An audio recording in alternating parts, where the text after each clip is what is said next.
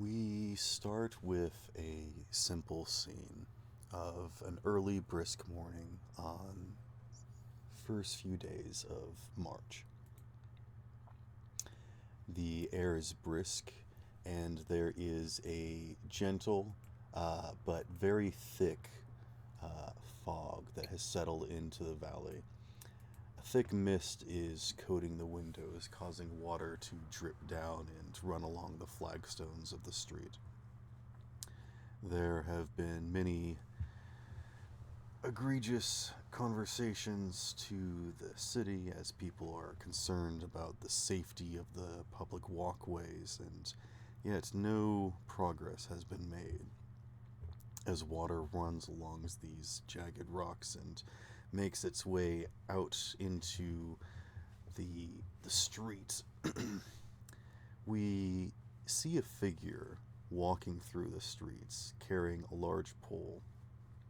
The pole is forked, and at one end is a soft bell used for extinguishing the lights of the lanterns, and the other a wick for lighting them in the evenings.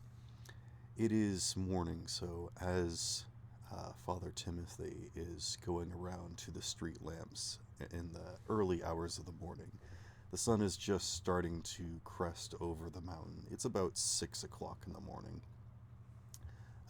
He is going up to the lamp posts, opening them, and snuffing out the candles therein before closing them back up, using the pole that he's got. And he turns and looks off down the street that he came and sees a figure in the mist. And he calls out to him, "Hello there. Morning to you. Who is it? Who is there?" The figure doesn't respond. And as Father Timothy takes a step towards them, they actually almost seem to dissipate. And as he walks further and further in that direction, calling out, "Morning to you. There's no reason to be afraid," he starts to see the large and bulky shape of another figure. Gus, would you please describe your character and what you look like as you're standing out in front of the cathedral? What you see is a hulking mass of a man, seemingly kind of hunchbacked, with his face covered and wearing a tattered white cloak around him. He comes out and sees about investigating the situation, but you can't really make out his face from underneath the clothing. Ah, morning to you, brother Gus. Did you happen to see anyone coming this way? Well, I can't say that I have. Not at least with all the thick fog, I would have barely been able to spot anybody. Oh, that's a bit concerning, but, well, to each their own. I am certainly not one for messing with other people's business. I'm sorry I couldn't help you further. I would if I No, could. it's quite all right, brother Gus.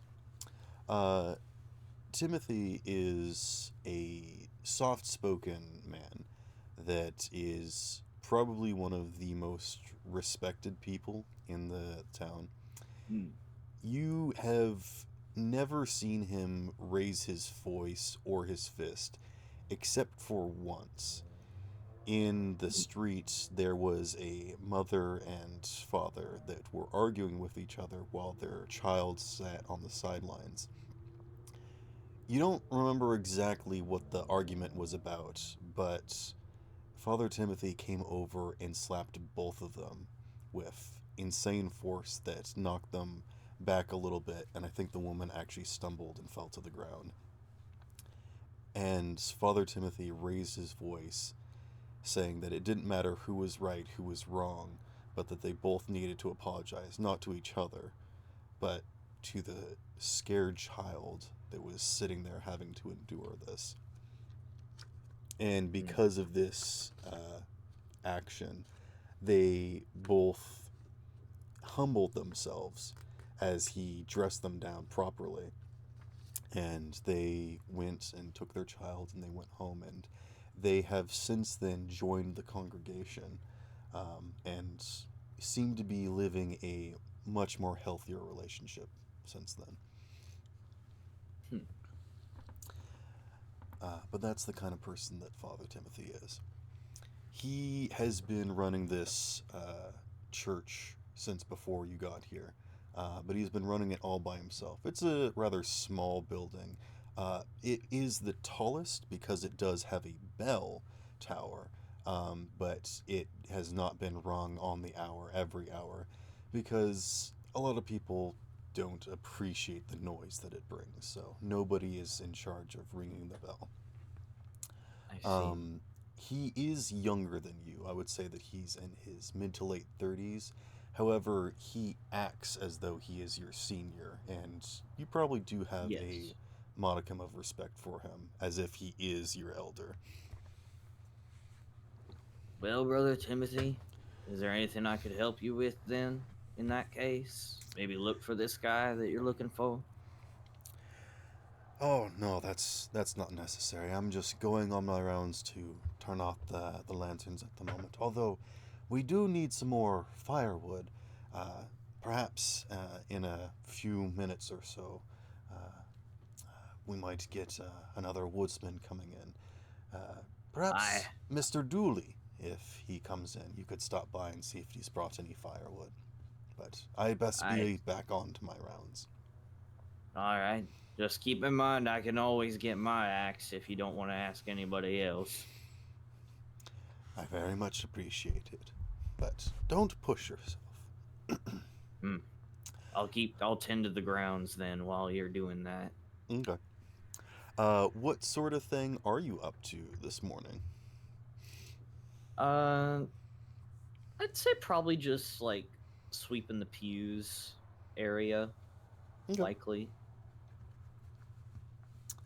Uh, Probably just general maintenance of the church. you would know that there is a chance that a wedding might be happening in the church in the Mm. coming month or so.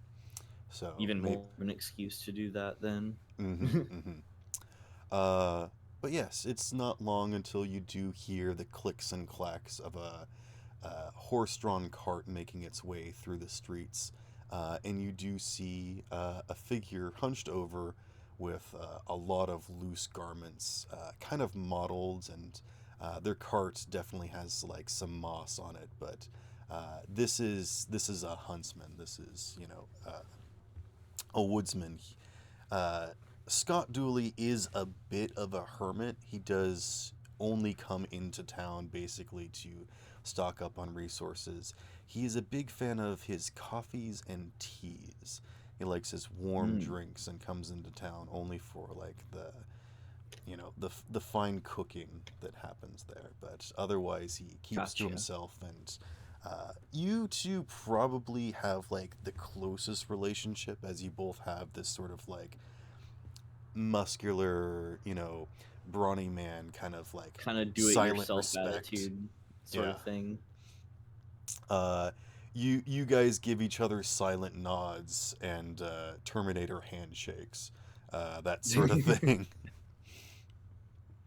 Uh, but yeah, he is running into town, um, and he is stopping out in front of the general store.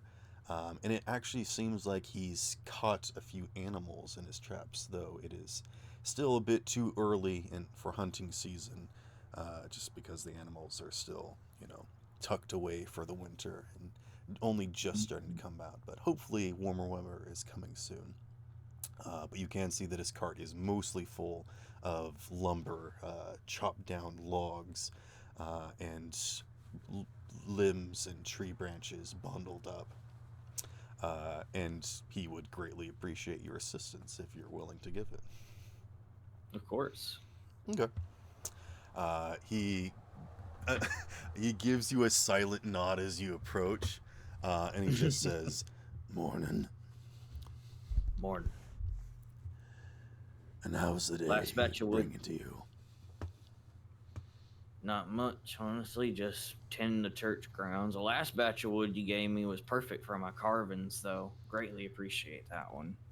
Hopefully not too dry. Try to separate it from the firewood.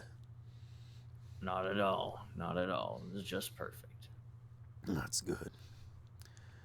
Well, young one caught something this morning, and you will Mm. see that there is a smaller figure. I believe she's in her 20s.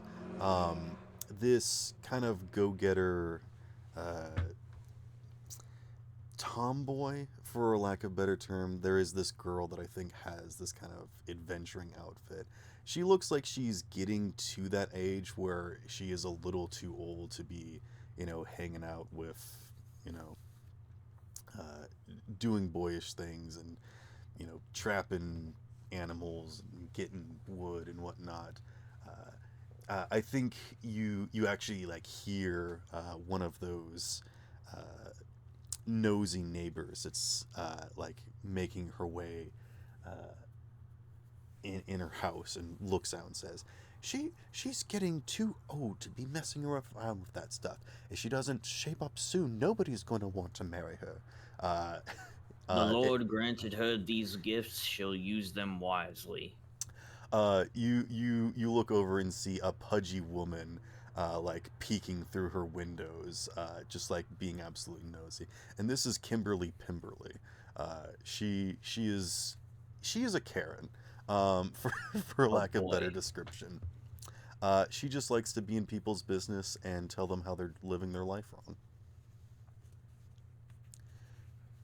Oh But she boy. she scoffs at you and says, "Oh, how dare you speak like that to me, especially a member of the Neighborhood of Observation Bureau." It seems like the Lord also granted you some gifts. Whether you use them correctly or not is up to Him. Hmm.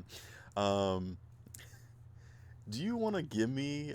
I know that we said we wouldn't do any rolls, but do you want to give me like a fast talk or like a persuasion or intimidation check or something? Yeah, I'll do. I think I have some. Yeah, I have some stuff in intimidate. Okay. Yeah, you're basically just trying to shut her up. Be like, go away. Where do I roll? Do I just do the Oh, I don't DC? have a dice bot. Here, let me make another channel. Okay. You can do it. There you go. And this is a D100 system, a percentile. So, Yeah. I have a coin flip chance of this succeeding, so. oh, Oh, you've you got got a a 50, 50 huh? 50. Oh, Fuck. Oh, you got a no. 52. You got above your number. Yeah. Do you Is it from want to succeed? spend 2 luck to make that a success? Fuck it, why not? All right, you spend 2 luck and make that a success. Um, you talk down to her, and she's like, "Ah, this isn't worth my time," and she just goes back into her house. Um, It's only 2 luck. What's 2 luck gonna give me? I mean, make sure to lower your luck by 2. Yep, Um, already actually, you done. know what? I'll give you 1 back, as you are assisting Scott, and I think that's nice that he would. Uh, yeah. Sorry. This girl is one of the players that isn't here, so I'll not be doing her full introduction for them. Uh, Yeah. but this person is here and does exist, basically. But yes, Scott is pulling out some wood and whatnot, and he actually tells you, um, the train's coming by later this morning. Mm. Thanks to your help, I might be able to get there before it shows up, but sure would love your assistance. I hear we got a big load of produce coming in. Of course, I take it you got places to be.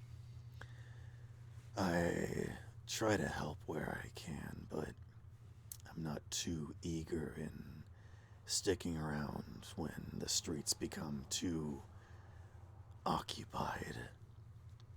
Mm. Since the Lord has ordained you to wander, then. Scott always sounds like he has a sore throat. That's just who he is. Yeah. And he's like always bundled up. You think that he is like 24/7 sick and just like doesn't do modern medicine or anything, and just He just he has a kind of very shuns gravelly society. voice. Yeah. Um, I think it's at this point that a particular person that is interested in catching the news overhears this and comes over, perhaps scratching into their notepad as they jot down these notes. Would you like to introduce your character? Brian? Donnie. 1 second, sorry, I was muted. No worries. Yeah, I would. Then do it. Go on, do it. I Do don't it. have my stats sorted out. You don't know quite your stats. yet. It's right. I'm working on it here, but You my can just do character's roleplay name stuff. So. It sounds character good. creation is incredibly complicated with this system. I don't know why. Yes, I'm also trying to do it on a phone. Basically, you have 8 Sleep in our stats, room. and there are multiple ways to generate them. And then you have an occupation, Yeah. and then your occupation determines what skills you start with and how many points you have to spend on those. It's usually like your education times 2 Owen plus. Sinclair. Yeah. I am an investigative journalist, and I'm on the. I know things are going wrong, and I can prove it. I swear. Just last week, trying to generate random NPC name that would live in the town. Miss Bitters was telling me all about the creature she saw. I don't know, you don't believe her, but I know it's real.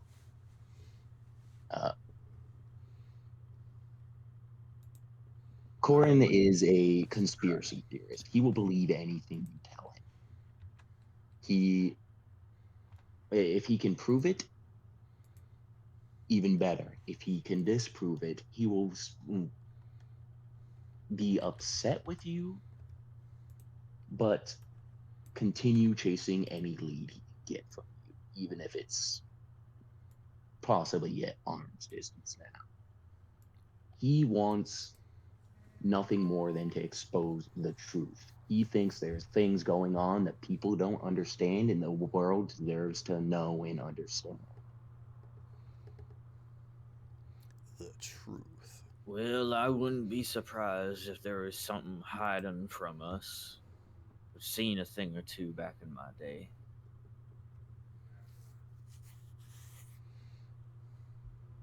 That's exactly what I'm trying to find.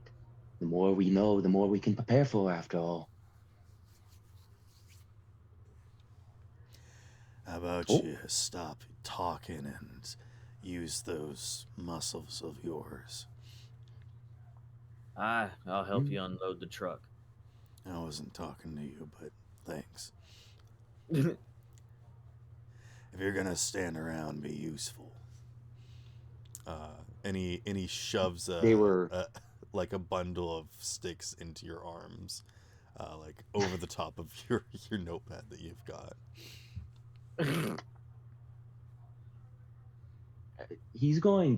Corin is going to scramble and almost drop everything, but somehow manage to get the notepad back in his pocket.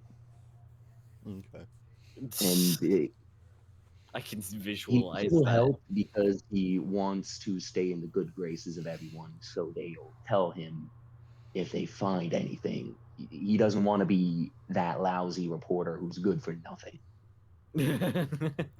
Hey, do you want to give me a strength check? Or I You can think just I've got roll that a sorted out. D100. Yeah. Where are we rolling? I see the channel. Yeah. 1 moment.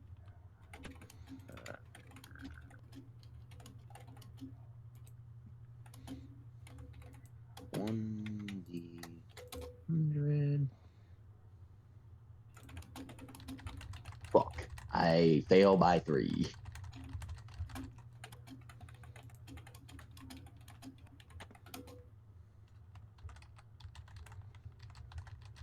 Oof.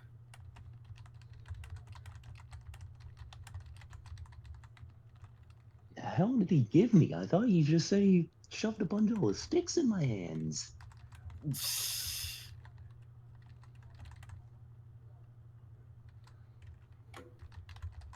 I'm concerned.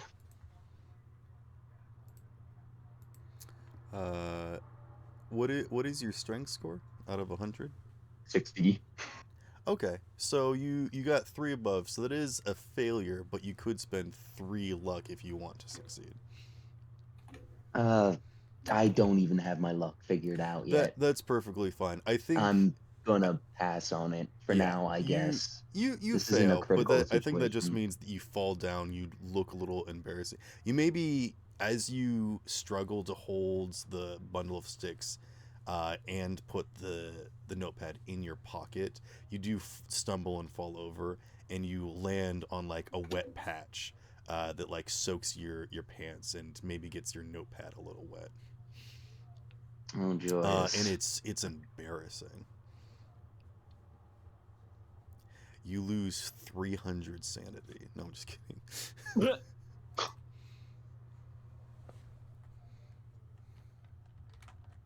Okay.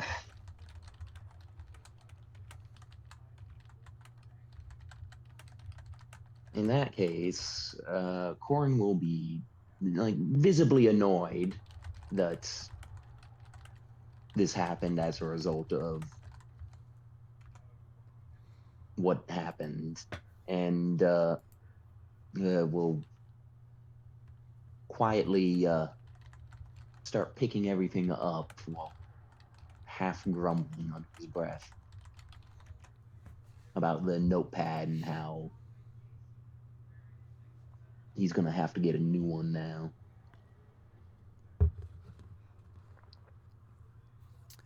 um, yeah. After a few minutes, you guys do help Scott unload the cart. And it's at this point that the sun is starting to break above the trees. The mist is starting to dissipate a bit. It's still a bit heavy, and it is March, but the colder weather should be going away by this time of year. So it's a little, it's of note that it's still hanging around. Um, but Scott basically offers you a ride in his cart, Gus, if you are going to assist him at the train station. Uh, he's like, y'all can hop in the back if you want to ride, and he looks at you. Uh, what I forgot your character's name, Donnie. Corin. Corin. He looks at you, Corin, and says, "You're fine joining too if you want." Where are we currently? You said we're on the edge of town, was it? Yeah, you guys are basically kind of near the tree line. Near the tree line. Okay. Basically, if you imagine like one long road that kind of like goes through like Route 66 style, there is like Okay. lots of trees around, and on the fringes, like that's kind of where you guys are. But as it opens up, you can see like basically the open mountainside that this little town is kind of nestled under, in this sort of clearing made. So there's, oh, actually, you know what? I will freaking share a kind of picture that I had. This isn't a That would great be picture, excellent. but just kind of like these houses that are just kind of like nestled next to each other, one after another, kind of crammed together a little bit. Okay. Some of them have front yards, some of them don't. Some of them have fences, some of them don't. There is like a lot of, you know, wood structure with like slats and boards and beams. Mhm. I would say like log houses and huts and hutches would be more out in uh, the the fields going out towards the ocean. But in here, there is a lot of normal stick frame and also some brick buildings, masonry and whatnot. Mia Hmm. is here. Uh, I did not think Mia was going to be here. But yes, Mia is here, and Mia was the one assisting Scott with gathering up the wood this morning. I don't know if she wants to do her introduction now, but basically, what I was going to have us do is just kind of hop into the cart and go for a ride up to the train station, which is closer to the mountainside. Um, and you guys are kind of at just one end of the track where there's basically only one other town that you guys are connected to. Um, and I don't have the name for it off of the top right here.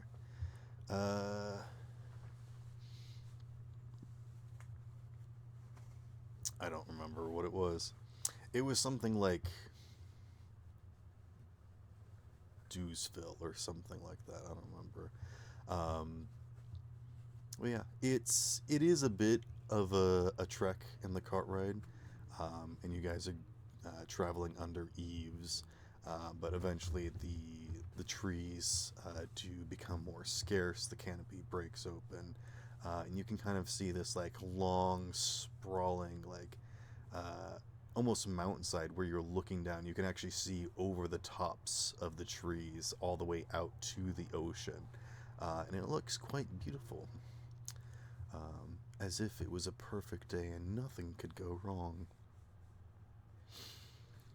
But as you make your way to the train station, there's actually someone there, and they are setting up some sort of contraption on a tripod that is pointed down the track, as if awaiting the train approach. Ruby, would you like to introduce your character?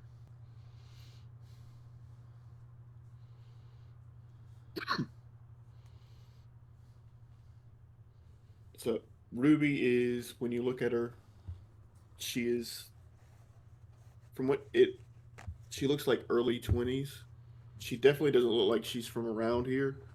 A bit more American looking than like she's probably like a mix of American, British. She's got long black hair, and she's also got a very obviously too. She's wearing way too rich clothing for this area, probably. It's a really nice blouse, uh, like a black ribbon tie. She's got like a,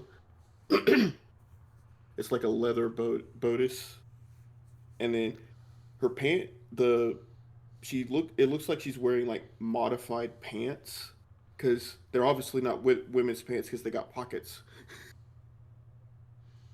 Uh,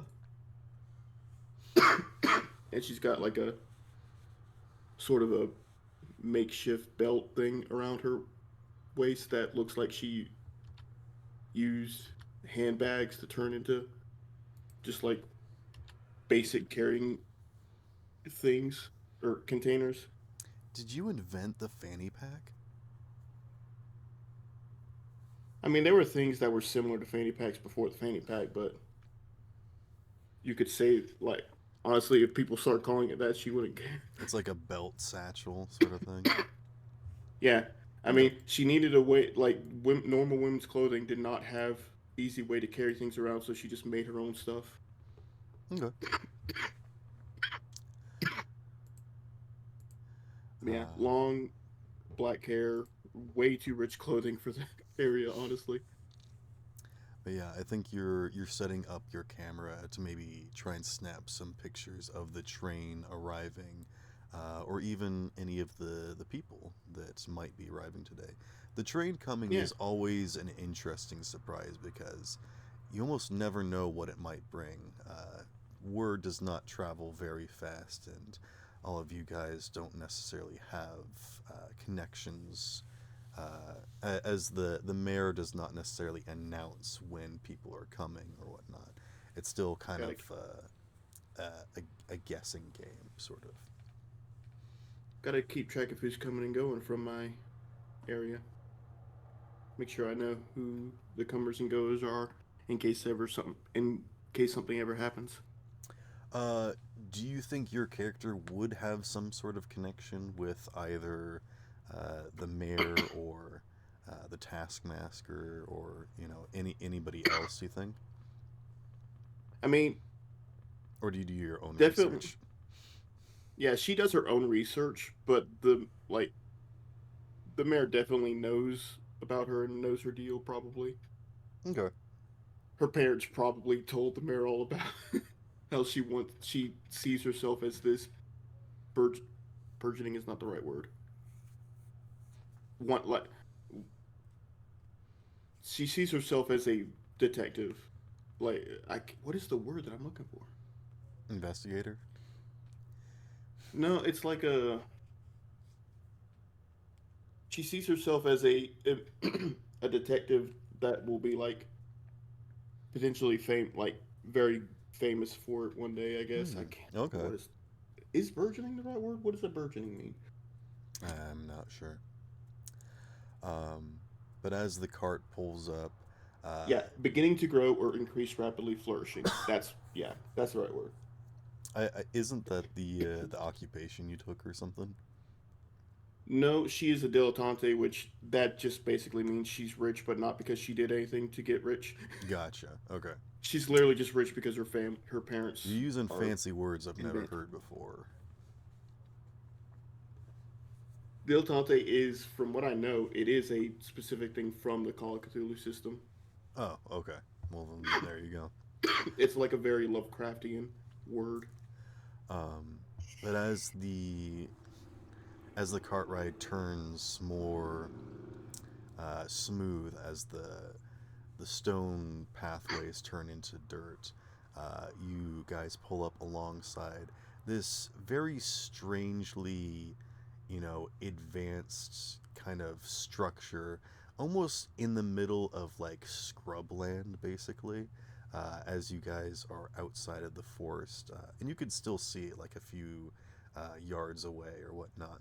Um, but it is sort of dead land out here, leading on to some more forest or wooded areas off in the distance. But this area has been kind of clear cut, and this uh, stone walkway has been constructed here, sort of at the base of the mountain, with a covered area. Um, and kind of like a posting board for notices and whatnot. But other than that, there's not really anything here. This is basically the end of the line where the train comes and just sort of deposits whatever its cargo may be. But you can see there is movement along the tracks. There's some sort of large vehicle making its way, but you guys do have some time before it gets here, a few minutes amongst yourselves, if you would like to uh, explore the area or discuss amongst yourselves. Hmm. What does the architecture of the train station resemble? Um, I Train would say station. that it's very bare bone. If you've ever been to like a campground where there's just kind of like stone ground, and I think this would be before concrete, but there would be some sort of like rocks stacked up, and then like some some limestone placements. Like gravel Hmm. is paved here for lack of a better term. Uh, so, so, I mean, concrete has been around for a long time, um, but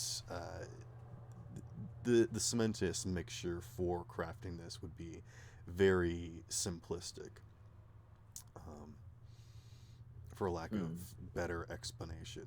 As for the covered part, it is made of mostly wood and timber. The the roof thing, whatever it's called, I know it's called something else, but I can't think of it at the moment. Um, is mostly wood frame, and uh, it's just kind of slatted wood.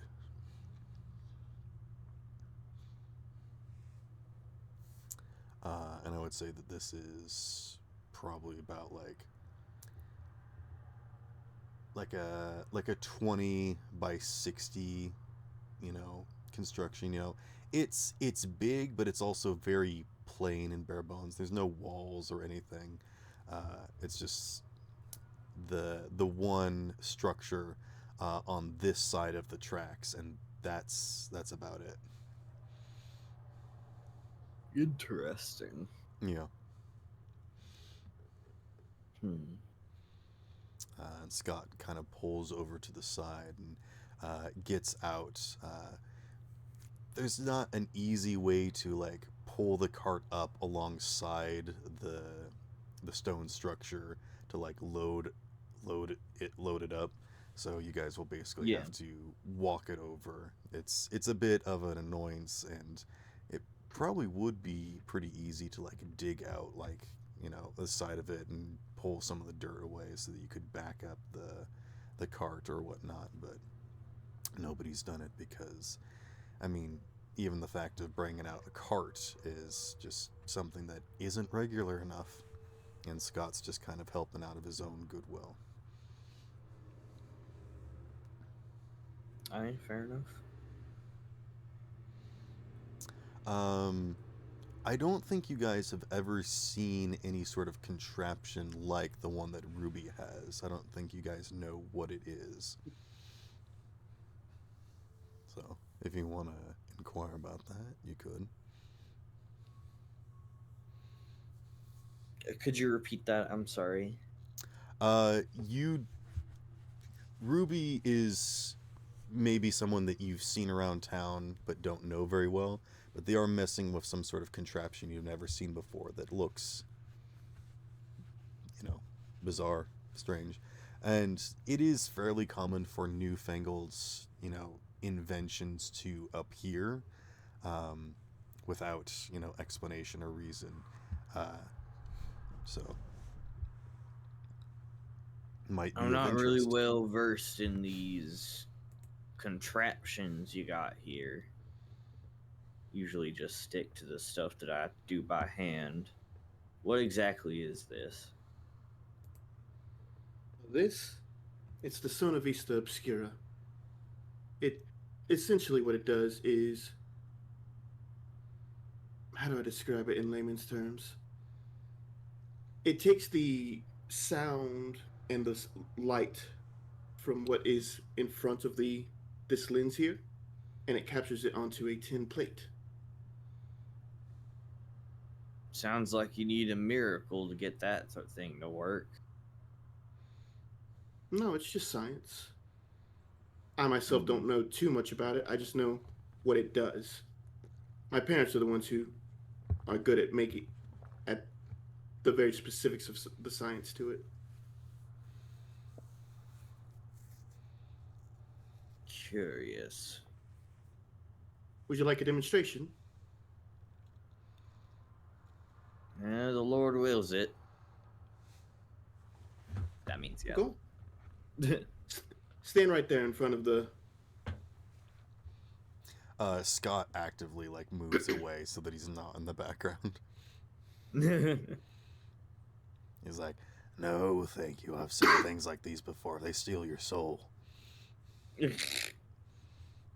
That's been Orin debunked will numerous very times. interested and be watching with great interest as you use this thing. this new invention. And then, yeah, whether you go to stand in front of it or not, she'll just do the motions to like take the picture, and then she'll put like a tarp over the back end of it because there's still mist around, and then she goes in. You can tell that she's unwinding something, and that's like opening the back hatch of it, and she'll pull out like this metal plate, and she'll show it to you. It does have an image of what was in front of it, but obviously it quickly starts to go away because and then she'll explain, as you can see, that it does see what's there, but because of all the light around, it doesn't stay for very long. I have to do very specific chemistry essentially to make sure that it can stay on the plate. Hey, Ruby. Could you roll me a photography skill check? That sheet is on this tab. All right.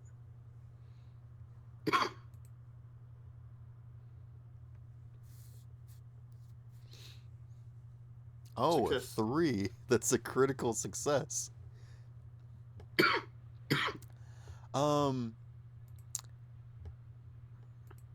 I give me a spot hidden roll, and you have advantage. My spot hidden. Because as you snap this picture of Gus, you think that you did a good job, but there's something weird about the background. Like there's something off, and you're thinking that maybe the mist is messing with it. How did I get a 3 again? You can clearly see that there, despite Gus being the only one in front of the camera, there is another figure in the plate. I think once she notices that, she will quickly go back to put the plate back in the camera and start like reassembling it to take a picture again. There's something wrong with it. You can give me a sanity roll. Oh shoot! How do I? Oh, actually, would Gus be looking at this too? I mean, yeah, I showed it to him. All right, Gus, do you wanna give me a spot hidden as well? Should I as well? If you are also peering over and looking, you may as well. Definitely, because he's a journalist. He's wanting to prove things. He's going to be very interested in this new technology. Okay. Uh, Ruby, you got a 44. What is your spot I hidden forgot skill? to do. Well, no, the spot hidden. I got another 3 for the spot hidden, and then you had me do a sanity roll. Oh, that's right. Yes, so you're. I just don't remember how to determine sanity. I will. Did not mention that for some reason in the point by version of the character creation.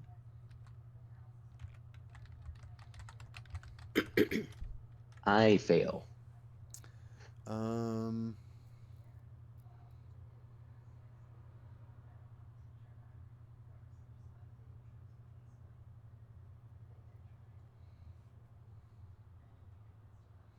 So it looks like sanity is usually maxed at 99. Oh, so it just starts out not in that. It starts at whatever your power is, if I remember reading correctly. Your maximum sanity is 99 minus whatever your Cthulhu mythos is. Your current sanity is the same as whatever your power is, which is 5 times your wisdom. Gotcha. My power is Wisdom? 52. So that is a success because you got under your number.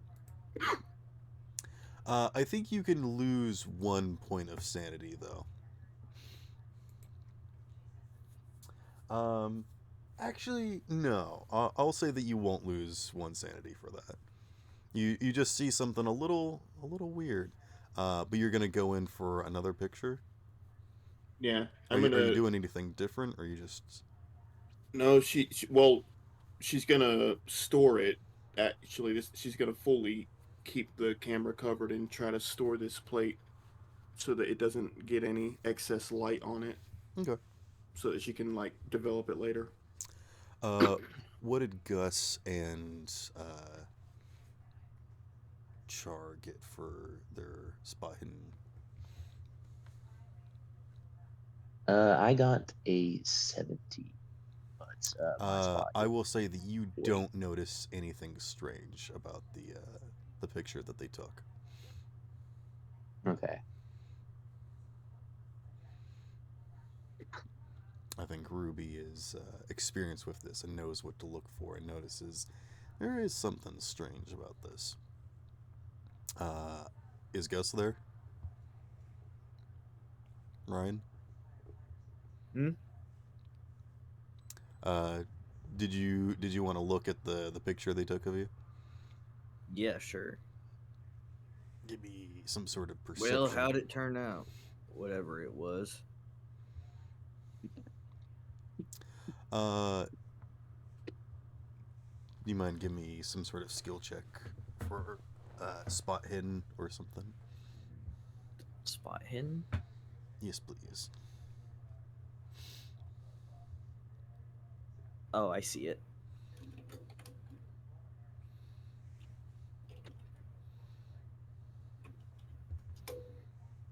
That's a Ah, fail. that's all right. You don't notice anything strange about your picture. It just kind of looks like a picture of you, which is probably something you've not quite seen before. But you've seen paintings. You understand the concept of like grasping an image of someone, but it's just kind of new and interesting to be like, Well, you this device. painted that fast. Uh, she'll be talking to you as she's like fixing the camera back up to take the picture. Not quite painting, but more or less an upgrade to paintings, in my opinion. Hmm. I Was there just like a tiny little artist in that thing? No, I'm just kidding. You explained it already.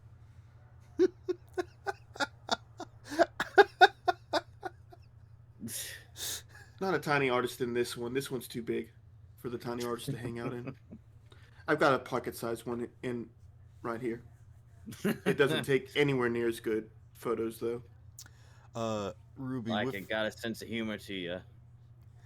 Ruby, with your success, I will say that you go ahead and take another picture, and this second one isn't strange. You don't notice anything about it. But I as you mean, come out I from won't even be able to look at it anyway okay, until. yeah, you go ahead and save the plate. Uh, you come out from underneath of the tarp again, and you look around and you notice that there is still kind of like this mist that's hanging in the air, but it's no longer hanging around Gus. Is what I will say that you notice.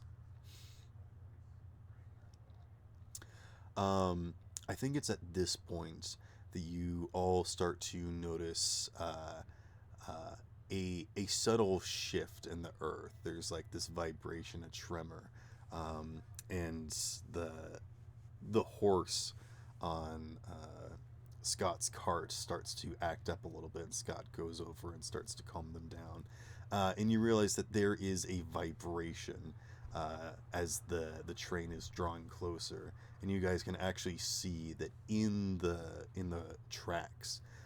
They are vibrating so much that they look blurry, and there's this low humming that starts to grow louder. That's very unsettling. And the only way I can describe it is like the THX sound, like slowed and reverbed, of just like this kind of constant droning, growing louder of like.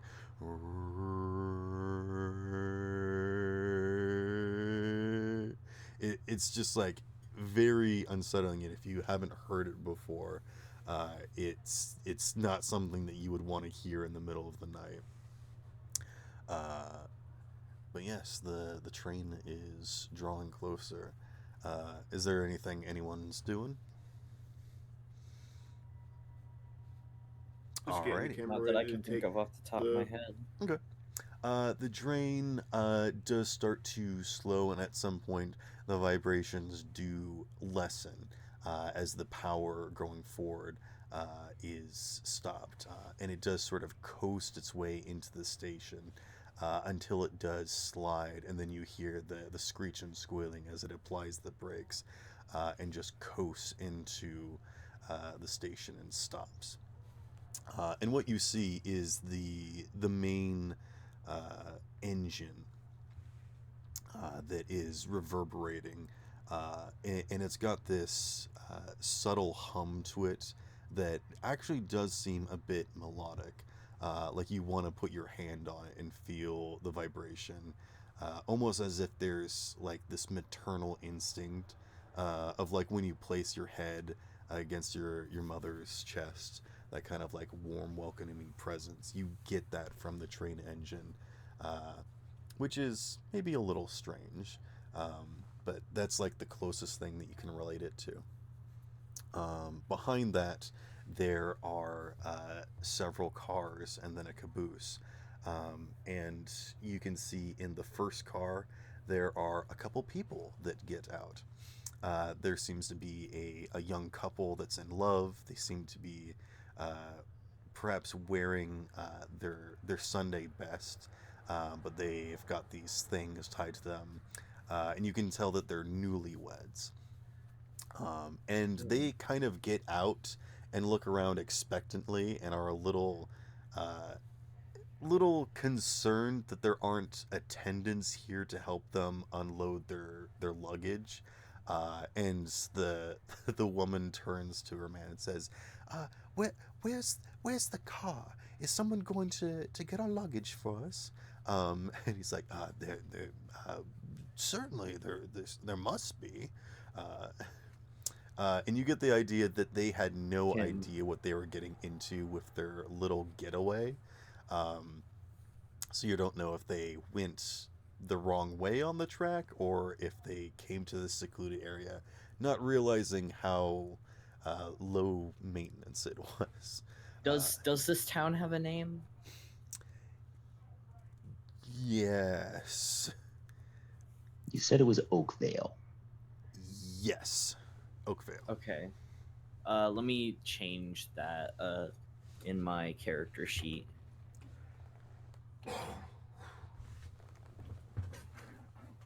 I would like to approach the couple Okay. as well, a father of the church.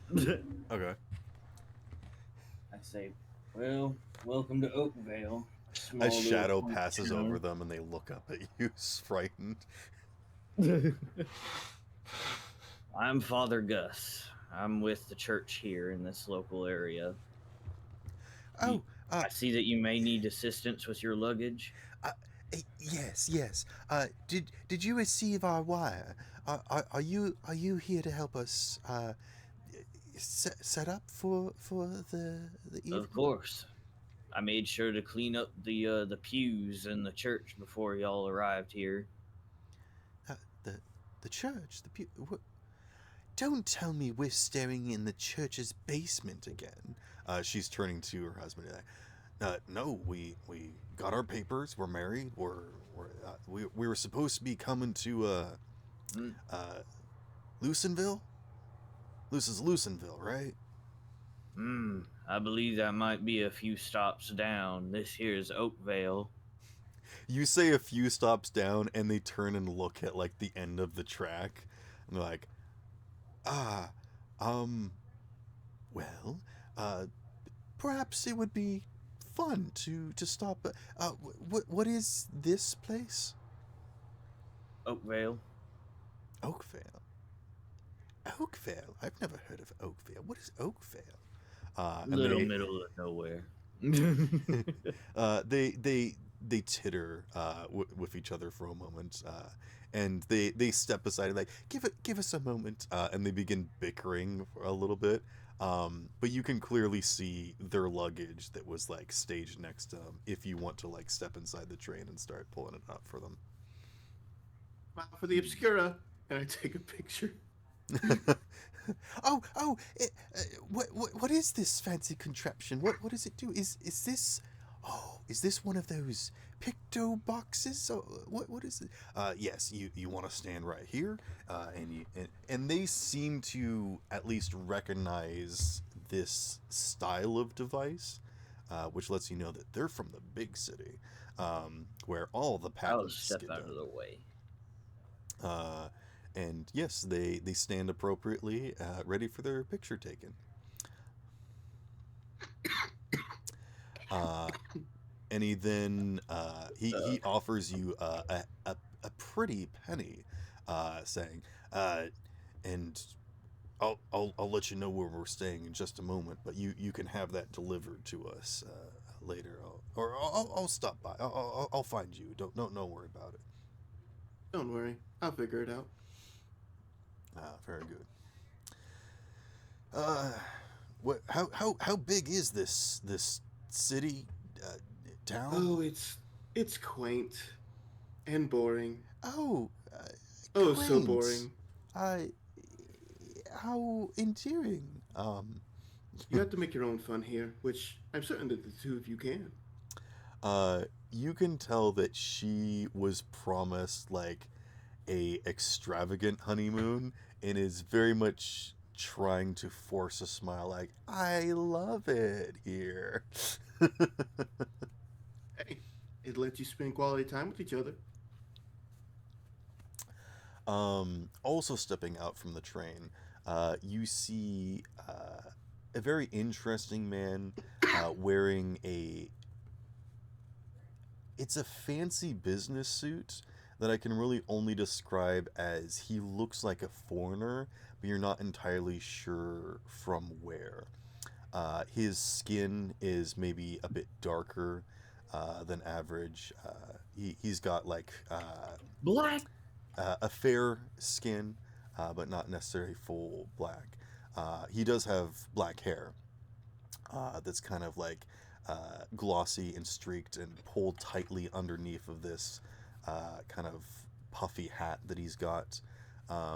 Again, his style of clothing seems to be a bit adventurous, as if he's wearing like silk khakis for like he seems to be wearing finery but in design for like going out into the woods.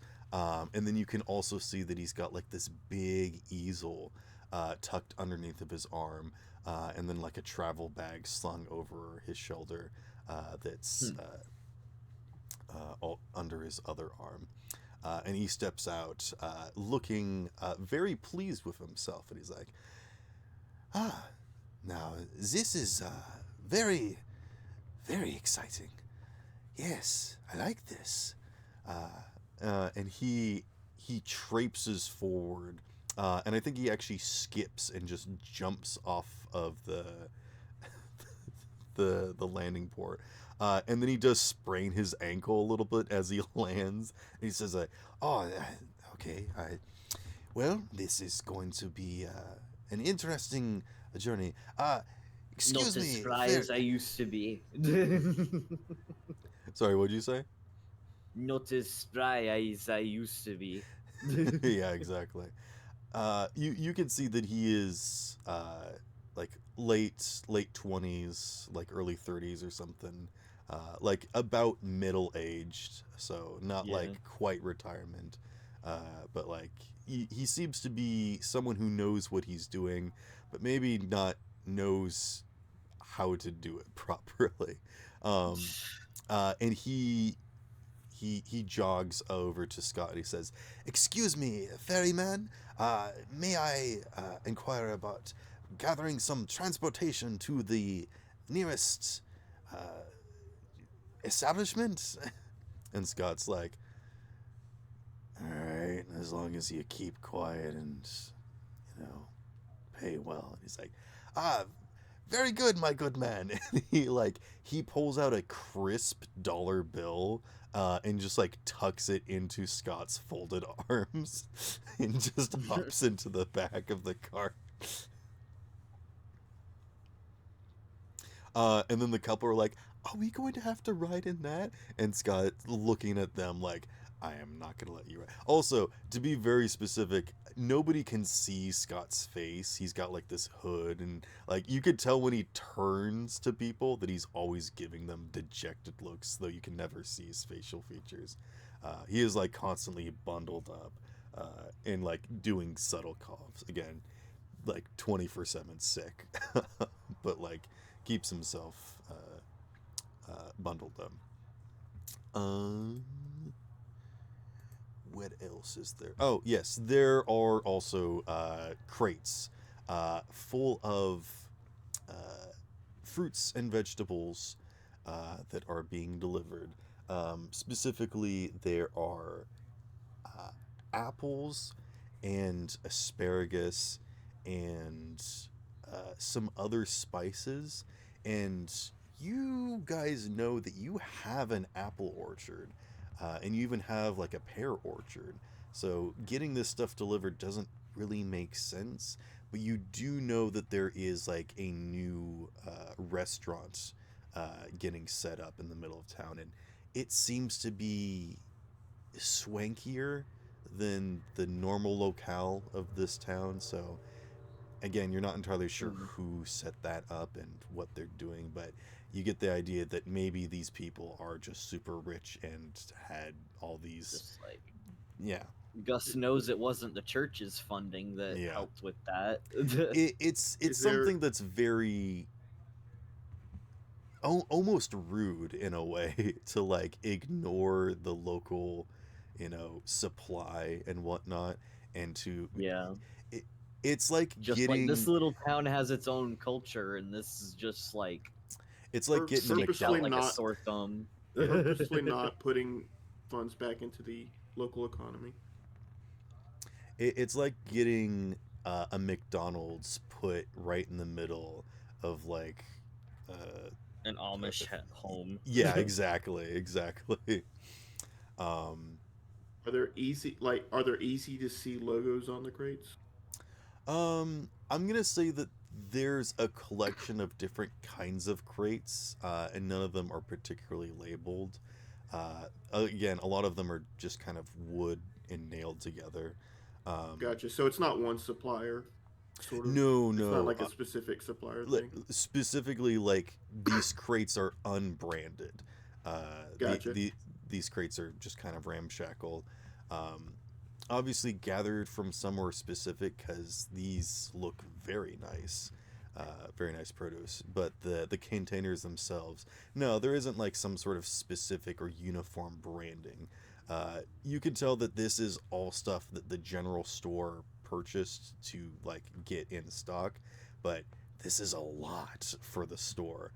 So you think that this is going through the store directly to the restaurant, if that makes sense. Yeah. And that's stuff that you guys can put together fairly easily with your knowledge of the town. And there's also something else of interest that you would notice, Gus, is uh, in the very back of the train, in the caboose all by itself, is just a large package. It looks like a travel case, like a I don't think bureau is the proper word. It's like a traveling suitcase basically. It's large. It's like 4 feet long and like 2 feet wide by 1 foot. Like it's big, and you can easily move it. You can tell that something rattles around inside, uh, and this is not anybody else's luggage that you can figure out. So you're not sure what its purpose is, but it's got like those big belts that go around it, as if it's like bursting with supplies or cloves or whatever someone packs when they go away on a long trip. but it almost looks dusty, as if like this is something that you would find in someone's attic, of like someone's, you know, long lost adventures before settling down. This is the thing that they carried their life around in. Um, it's got like these This tarnished brass corners on it and whatnot. this luggage seems abandoned. Does it belong to anybody on the train? Any of you would recognize? Nobody recognizes it. Hmm. I would even go so far as to say is if you wanted to go talk with the conductor, they said, "Huh, I don't Yeah. recognize that. I didn't load that on there. I don't know whose that is."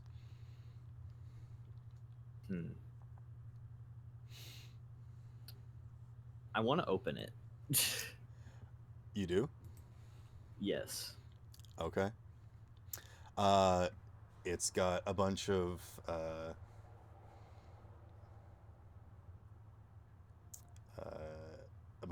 straps on it. Uh, Actually, I think as you go to open it, you hear a voice huffing and puffing as the mayor runs up. And this is a man that is not built for athletics. He looks like he eat creamed pies like 4 times a day. He's built Uh, like a bowling ball. he's built like Jello. Um, I see. he looks like he sticks his thumbs in pies. Let's just put it that way. Jack Horner. The Perhaps Incredible Bulk. the Incredible Bulk. Yes, indeed. He's got on lederhosen and then this like buttoned shirt, which you're not entirely sure what sort of like getup this is, but you would recognize that this is his athletic gear. He doesn't wear anything less fancy than this. Um, I think if I noticed him rushing to the train, Ruby wants to kind of follow him in. you want to take a picture of him? Not take a picture. She'll kind of.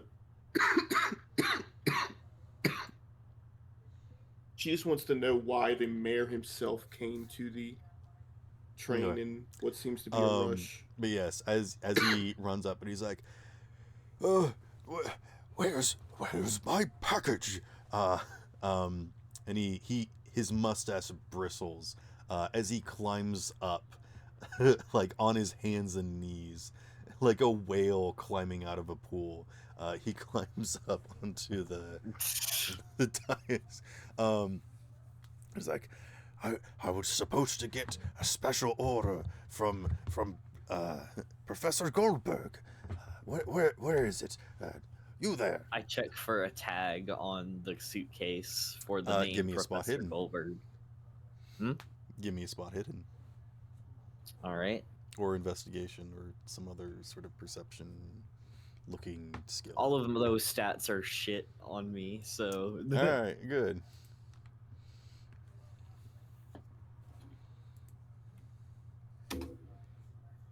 Oh, I think that's actually a critical success. Oh my goodness, what is with all these threes? Okay, yeah. What?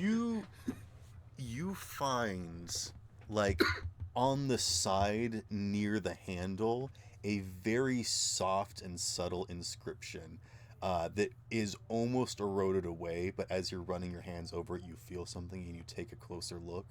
And I think you're having to like look in like very carefully at it to figure out what it says. As the mayor comes over and says, "Oh, what is that? Is that mine?" And you see shepherd carved into the side. And you feel this like this wave wash over you. I don't believe that this is yours, Mayor, but I certainly recognize It it. must certainly be mine. Who else would it be for this? This is absolutely mine. And The again, name is with engraved Shepherd on the handle. with every subtle movement, all of you feel out of breath watching this guy move around. Can I do a education roll to see if I know the name Professor Goldberg from? If he tries to Sure. snatch the luggage, can I just hold it above my head with one hand as he Oh, tries to desperately this reach guy for isn't it? doing anything with his hands. Like, All right. Oh, Ru- dang it! Ruby, I I will did I will not give know. you advantage, which means you re-roll the tens die. Uh, so just roll the d100 again, and then the final number will be 3. I heard. I heard that. That's karma. Still no. Another 90. Okay. I don't know. I You have a don't know. really good education, and I still don't know. Yeah. Unfortunately. Unless you would like to push the roll, and this is something that I How have. does that work again? So basically, if you want to describe how you are pushing the roll by, like, if you are actively putting yourself in more danger or just like looking at something more closely. So basically, if you want to, you get to decide what this looks like, but then you can roll the dice again. But if it goes bad still, then you suffer a worse outcome than just the standard failure. I think the only way that I could try to push remembering if know this guy, because I wouldn't have any almanacs on me, is to just kind of like take a peek at what's inside the container. Uh, The or you could bag. try to like get hold of the mayor. Um, I guess yeah. the mayor's name is Reginald Fitzgerald, by the way. Not that you Hmm. need to know. Mayor Fitzgerald, I seem to be lacking on remembering this professor. Could you remind me? Uh, okay. That's the only way I could think to like push it. Sure, sure. Okay, yeah, that's a success.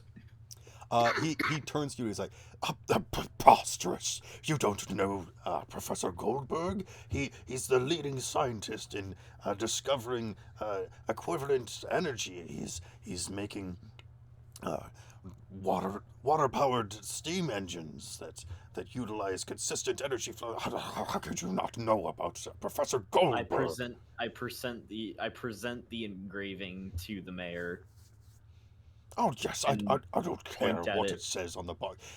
I ordered a delivery, and this must clearly be mine. I don't care what the packaging says. It must have just reused an old piece of luggage. That's perfectly fine. Give that to me. I Okay, so what material is the engraving on? It's I would say that the trunk itself is probably some sort of like leather bound like over wood sort of thing. Actually, yeah, leather, uh, or maybe felt. Probably leather. Okay. I think Corin would take interest in this and walk up and, Mr. Mayor, what's this I hear about you trying to take a package from a law-abiding citizen? Can I have more I'm details? not taking a package. It's not for anyone else here, and there's supposed to be a package for me, so this clearly must be mine. It's just simple reasoning. Yes, but you Didn't would he think that if clearly it was say for it's engraved you, with another name, Mr. Mayor? And he's going to pull out his notepad and start scribbling excitedly. Fine. We could take it into the town and see if there's any shepherd that's supposed to be in the town, and if not, then it will go to me. Mr. Mayor, if you could enlighten us, what did you order? I'm certain that even though I can't couldn't remember I'm the afraid, professor child, himself. that I cannot inform you. It is top secret. Top secret, yes, indeed. It is a brand new prototype from Professor Goldberg himself, and it cannot be seen by the public yet. It's for No for a offense, Mayor. Why would he personal send it to project. you? I happen to know Professor Goldberg personally. You're still I'm a going to nobody. open the case. He is going to I fall try to on. distract. I'm He, basically yapping at him to try to distract him. all right, give me fast talk. I will also be talking to him, and as I said, Fast talk is the one I'm not as good at, but I'm still got decent number on it. That's a success. Um, is that a hard success? No, it's not a. It's only my stat is 30, and I think it's at half. Okay, It's so you when it got a becomes a 23 hard. under 30. Um, I'm gonna say that you do distract him. That I will say, Gus, you will be able to move this away from him. But uh, he's basically going to keep like putting around so that you are unable to open it without him like noticing. But he has stopped All right. grabbing at it, is what I will say. But like That's what anytime that I. you go to like set it down or like open it, he's going to like Yeah, that's circle what. back I around. suppose that's what I do then. Is just move it away and Okay. then open it and investigate it. Um, what you guys could do is go back into town and present it to someone like Father Timothy, who is kind of the peacekeeper. Either that, or take it to the sheriff or someone else of logistical authority or whatnot that would might be able to find some sort of solution for this. Or you could Yeah. find some solution here. I'm just posing options for you guys. I'll just take the action that'll take less time and just bring it to Timothy. Okay. Bring it to brother Timothy. Like, that's fine. Bring her to town, and we'll see what the father has to say about this. uh, and he gives one slight look at Scott, who just slowly shakes his head. He's like, I will see you back in town. You better not open that thing. And he waggles a he waggles a chubby finger that The actually sausage finger. it you watch as his finger has belly rolls that like wobble as he wags his finger at you. This guy is jello wrapped around a skeleton. But he does begin huffing back into town as you guys are loading up. And I think as you guys get on the cart, even a few minutes later, you do end up passing him. Um, and I wave. everyone's just kind of excitedly talking in the back of the car. And he just kind of like shakes a fist at all of you. Did the newlyweds ride with us? Um, no. They are also Hmm. having to walk by themselves. Or they will wait for someone to get them some other sort of transportation. Uh, did you want to talk with them anymore? Not necessarily. I will find. She will find them later when she goes to give them their picture. She Okay. doesn't tend to give them that. Sorry, I didn't mean to move things along. I just thought everyone was done with the trade. Pretty much, yeah. It's. I'm just trying to mental think as my character would and just get all the info that I can from everything. Okay. Um, it's later in the morning now. I would say that the sun is up. It's about like maybe after 7 or even 8 o'clock now. People are starting to walk through the streets. People are opening their shutters. The city is alive at this point, and people are kind of coming and going. Um, Father Timothy is out front, uh, welcoming the populace, giving them just gentle blessings. Uh, Out in front of the general store, expecting you guys to come back shortly. And there are a few other volunteers that are basically like set up in a line to help like uh, as a train, like shift the crates of supplies into the general store as the front doors are propped open. And by the time that you guys get that done, pretty lickety split, you can hear the sounds of the mayor huffing and puffing his way back down the road to you guys. But you do have a few moments with Father Timothy, or if you would like to go somewhere else with the, the crate you or the case.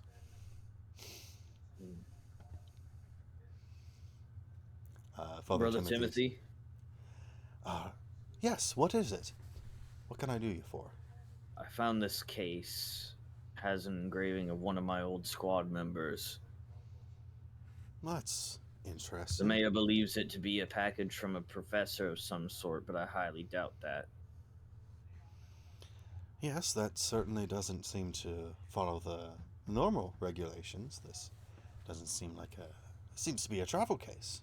Someone's luggage, perhaps.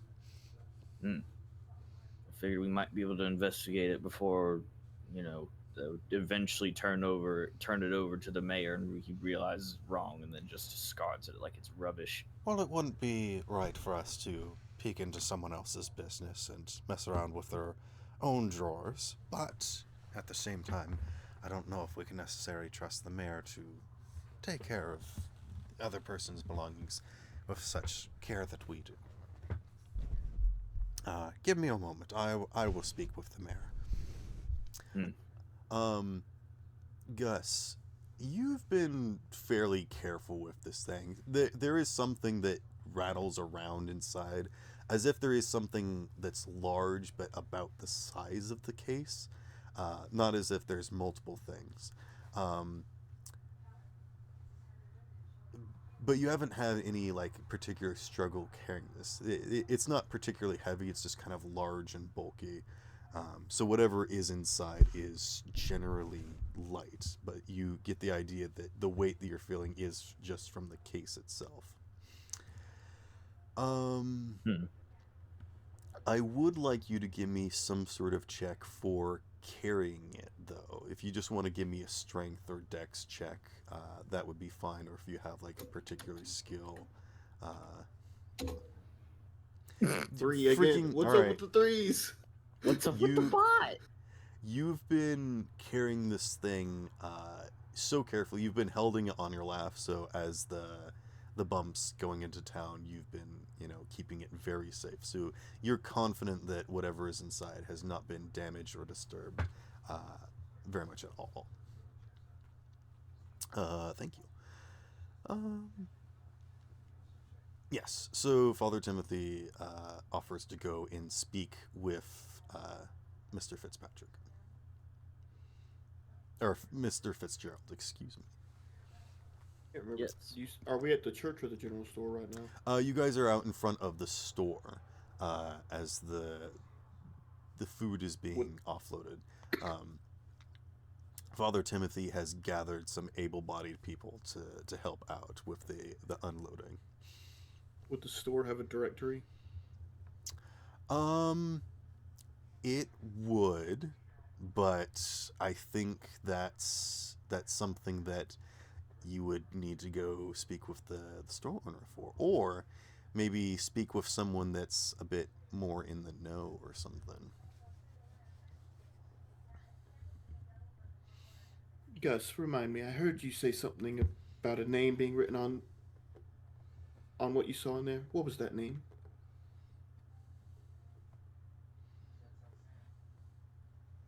Father Gus? I'm so sorry. I zoned the fuck out. It's all good. Ruby just asked you, or said that you mentioned something about there being a name written on it, and she asked you what the name was. It's a name that I recognize, and that's all that there really needs to be. Someone who I used to know long ago, before I joined the church. Okay. Kind of hard to look up a name if I don't know it. Shepherd. Thank you. And she'll go into the general store. Okay. It is a little difficult for you to get in there. But I think if you grab one of these crates, people kind of let you in and expect you to deliver it and whatnot.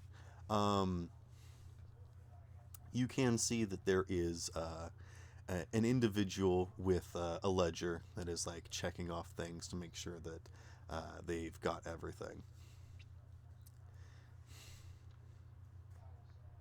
Is it a male or female? It is a black silhouette because you have not unlocked this character yet. Shopkeep. This this episode is still in early access, so there might be things that may change. Gotcha. Shopkeep. I don't know if you have a phone, but I need to make a run to someone's abode. Do you have the directory? I'd need to. I know who I need to speak to, but I don't remember their location. So you're wanting to use the phone to communicate with someone else in the store, is what you're saying, correct? Well, I kind of pivoted because I didn't really need to mention the phone, but I was because like in my mind I realized as I was saying it, I don't need the phone. I just need a way to get to their address, which would show me their name as well. And so she's just asking to look at the directory. Okay. Because this town doesn't necessarily have phones in every home that are connected. Like buildings themselves have like in-house communication systems, like little radios, uh, like basically like walkie-talkies that are hung up on the wall, that kind of thing. Um, uh, is that what you're? Well, Uh, directories would I would say that you would know that information is what I'm saying before yeah. you say, "Hey, give me them names so I can call the other person's house." That would be I something. kind of I kind of worded it stupidly. I started out asking for phone Would you like number to to try look at the again? phone because yeah. Okay. Uh, what is the better way to word? Hey, come over here and put the asparagus there. Thank you. Oh, this is heavy. I need to. Yeah, shopkeep. I needed to go speak with somebody, but I forgot their address. Would you mind if I looked at the directory? Well, I don't know what you mean by directory. I mean, I've got, all the materials here, and there's no names or addresses on here. Uh, Not sure exactly what you're asking me for. I'm sorry. Hmm. This town is still. I won't say Who primitive. who are you looking for? I might know them. All I know is their name is Shepherd. I don't know too much about Hmm. them. I just needed to Don't pass a know message along. anybody that goes by the name in this town, and I know just about everybody that comes through this store. Hmm. Wonder if it's an alias. Thank you. Oh, Alias lives 5 doors down. Thank you. Good to know.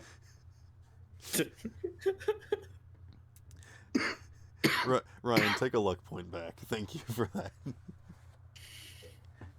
Thanks. I have all my luck points back. Yay. Yeah, there you go. Now I'm gonna have to And make now I'll an go back NPC called outside. Alias. It could be called Elias, and he just has a funny accent. When they were writing the birth certificate, they just didn't know how to spell it. Um, yes.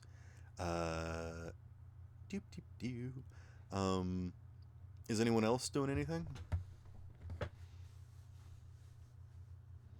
I suppose Corin would be helping out, seeing as there's not much news to be had until the mayor shows up. Uh, sure thing. Uh, yeah, you guys can easily help unload the carts. And there's a few things, and everything is accounted for, as far as you can tell. Actually, because you're close enough, Ruby, I'll say if you want to give me, uh, some sort of check for like a listen roll or something. Um, and if anyone else is also being nosy, hint, hint, hint.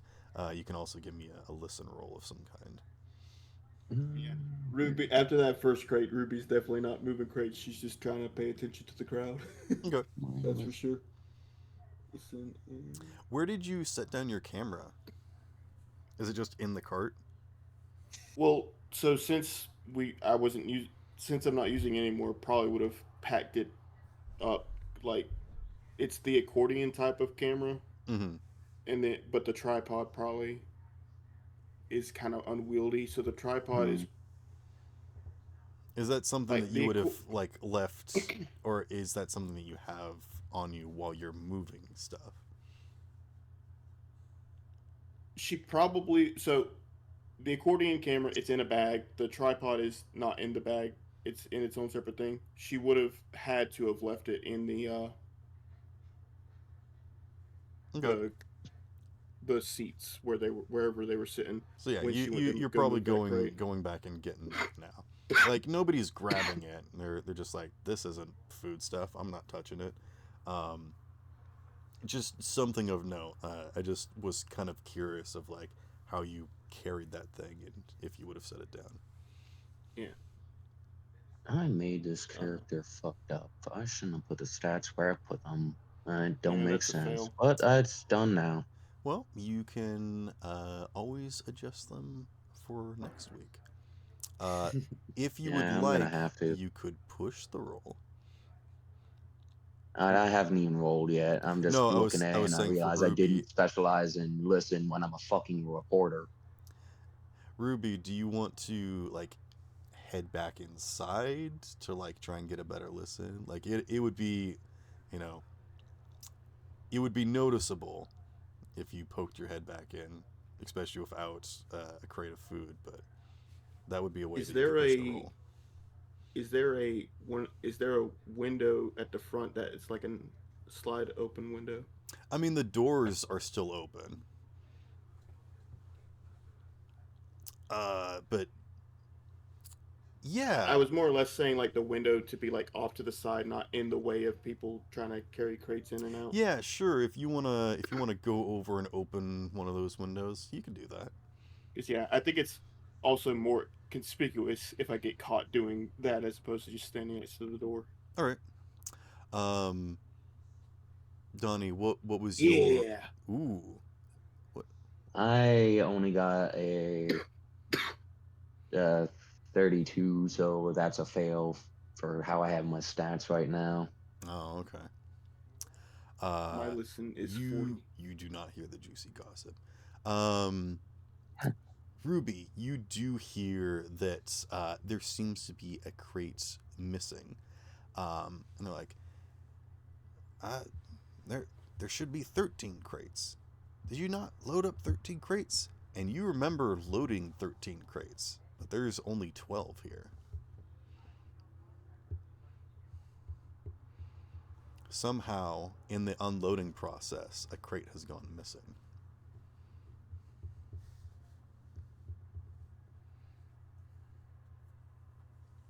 Anywho, I think at this point, Father Timothy comes back.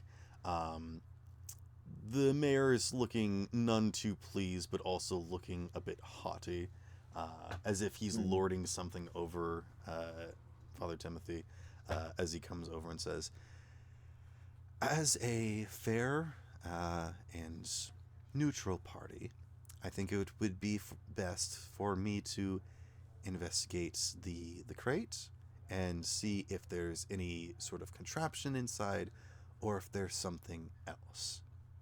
If there is a contraption inside, we will turn it over to the mayor. If it is something else, then we will see to it ourselves and do something about it. If the Lord wills it, Brother Timothy. It's just your catchphrase. Yep. That's just your way of saying whatever. Whatever. It's kind of his way of saying, yeah, basically that, but in like a less like scoff-ish Okay. way. I think you can assist the crate over And I think he actually like has you bring it over to the confessional, and like put it in there. He's like, "All right, if you would excuse me for a moment," and I think he actually asks you to wait outside the building with everyone else. And the mayor kind of like crosses his arms. He's like, "Hmm, this better not be any. You better not be doing any sort of funny business in there." Be careful of accusations, Mr. Mayor. You be careful with your tongue, child. I'm richer than you. Malicious scribbling in the notebook. I'm richer than you. What a comeback. Watching him with a Ruby, give me big some grin sort on of. my face, scribbling in the notebook. Wealth means little in the house of the Lord. We're all equal in his eyes here. Ruby, give me like a fast talk or an intimidation or something. I'm richer than you. How dare you? How dare you? I'm a spoiled rich kid. I gotta say spoiled rich kid things. I'm assuming that's a failure. Yeah. If it was persuasion, that would be a success. But yeah, that's a fail. I find that hard to believe, especially with how flaunting you are with your resources. Have you seen the town? You best keep that head screwed on, you little whelp. Otherwise, there will be hell to Oh. pay. Are you throwing threats around now? I can contact your parents and have you removed from the premises. And by that, I mean my town. We move all the time. It would be of no difference to me. His mustache bristles. He's looking quite cold. He is still sweating. He looks like a boiled potato.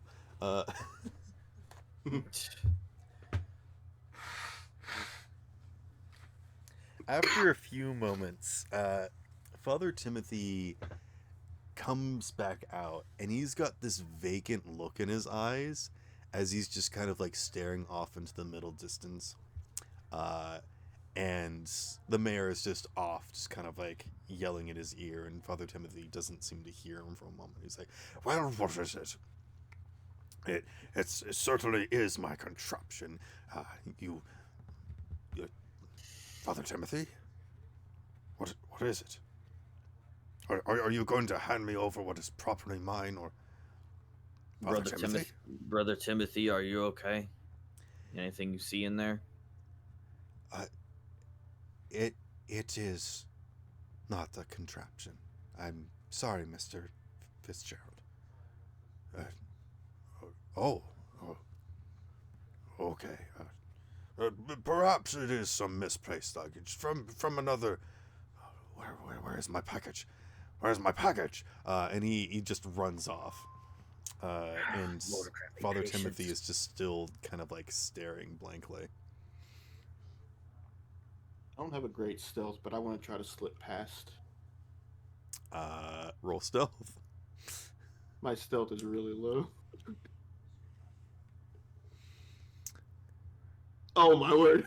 That's a critical failure. That's as worse as it can get.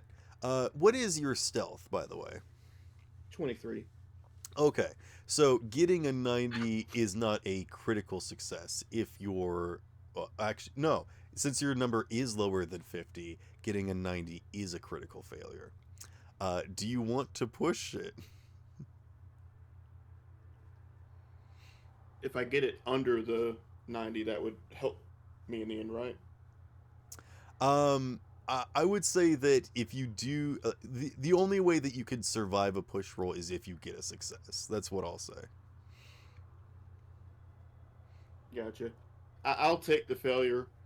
I'll be seen as the cheeky upstart kid. You go to sneak past, and I think you lean against one of the giant wooden doors, and it just goes... And I think it startles you so much that you slip and fall on your face, and I think you actually like scratch your knee or something.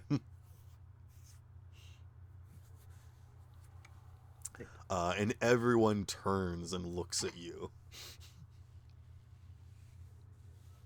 And I think Father Timothy like reaches out and grabs hold of your shoulder, Gus. He's like, "Make sure nobody comes into the church. Uh, excuse us for a moment. We need to um excuse us for a moment."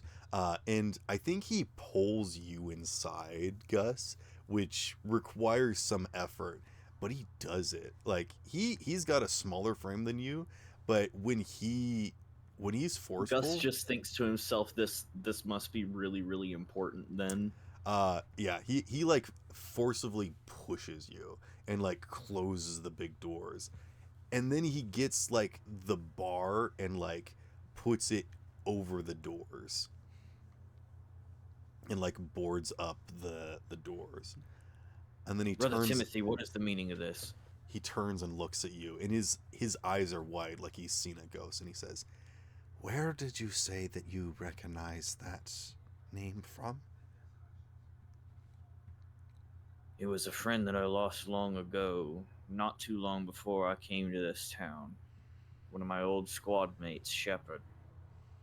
And this person isn't alive anymore. Not to my knowledge, but Anyone Lord that have they're mercy related on to their that souls. is fond of practical jokes or anything. He was always one for jokes, but I doubt that he would put that in his own luggage. Um,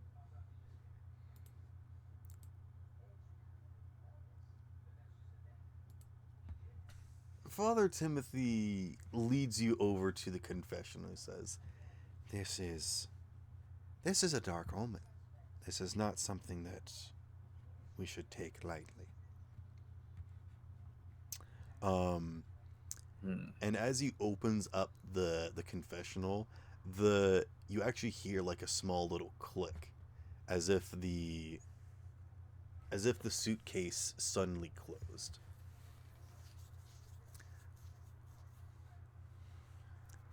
What was that? What was what? I heard the suitcase. Did he close the suitcase? No, he opened the door, and then as if like suddenly closing itself, the suitcase like recognizing, or it might have just been stuck on the door or something, and it just kind of shut. You don't know. Strange.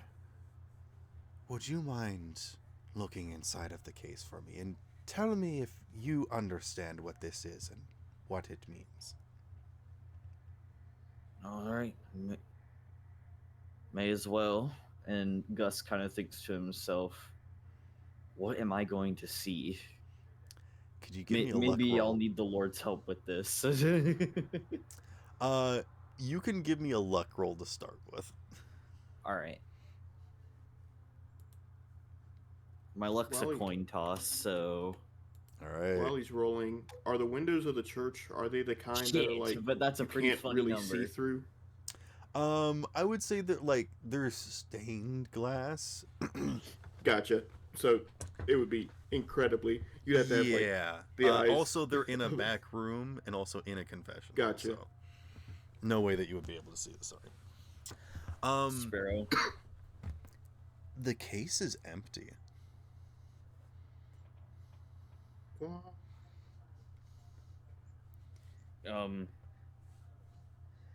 Now, tell Brother me what Timothy, you think of that. I have no doubts that there was something in this case, but that no longer seems to be the case. What do you mean? There's not something in the case, but there's in the. He like pushes over your shoulder. And he's like, it's empty. Where? What did it? What did you see? Go to the back door. Close everything. If the Lord's eye. Find it before.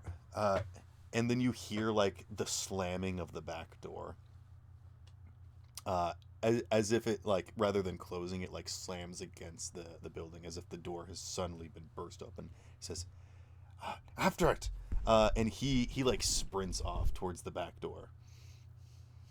Father Gus is going to run after Brother Timothy, just kind of muttering to himself in Latin. It's like a prayer sort of thing.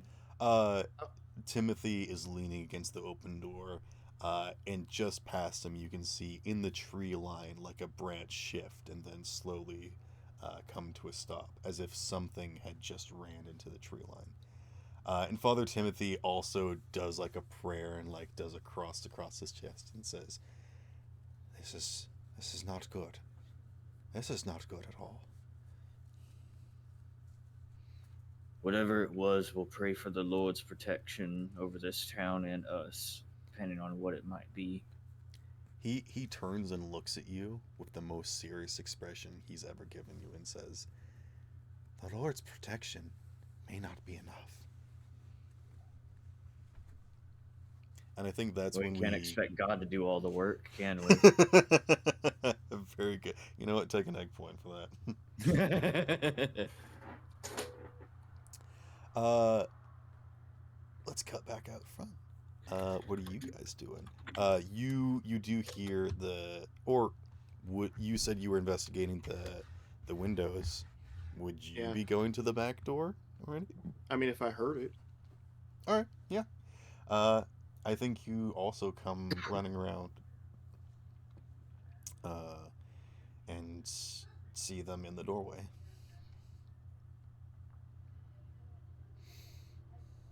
I kind of like walk up to them and, well, what was that sound? Sound like a commotion. It was the wind. It is. Seems like it blew open the door in the back. Yes. Just the wind. And actually, I think Right. if you guys want, we can end here. All right. I had a lot of fun role playing as Gus, actually. He's a super fun character to play as. Okay. I like being petty. I, I enjoy getting to be a petty character. I think we've all had a little bit of experience with how this is going to work and gotten a better understanding of what we want our characters to be. Yeah. And that's kind Yeah, of this all I will really also wanted help to do. me flesh out my character as well. Gonna hear all this. Yeah, for sure. What do you think of Father Gus, Barefoot? I like him so far. Final thoughts I wanted to say is, shoot, I lost it. Nah, I'll just